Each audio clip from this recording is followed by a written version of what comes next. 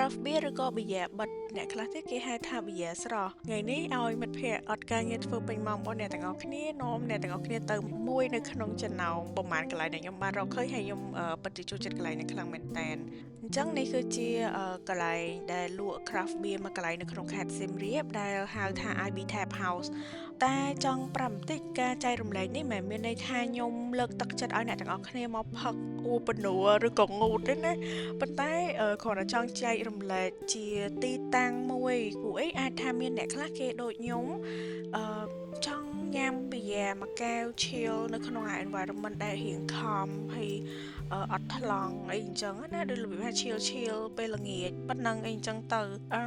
ដោយសារតែខ្ញុំរកឃើញនៅកន្លែងនេះអីដែលខ្ញុំចូលចិត្តហ្នឹងគឺថាវាប៊ីយ៉ាឆ្ងាញ់ហើយ calm lighting soft music ហើយវាមាន quiet energy ដែល it's kind of slow you down even without trying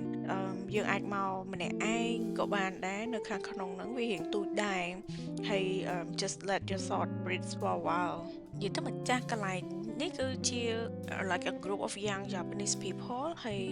ខ្ញុំ find it really impressive គួរតែសើចខ្លាំងមែនតើដែលពួកគេបានបង្កើតដូចយីហោមួយដោយខ្លួនឯងហើយវាពិតជាមើលទៅថាវាមានន័យវា cozy ខ្លាំងមែនតើ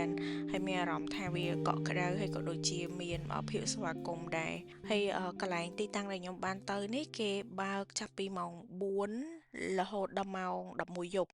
ហើយម្សិលមិញហ្នឹងដូចជាម្ចាស់ហាងក៏ប្រាប់ដែរថាក៏កំពុងតែរៀបចំឲ្យទីតាំងមួយទៀតនៅ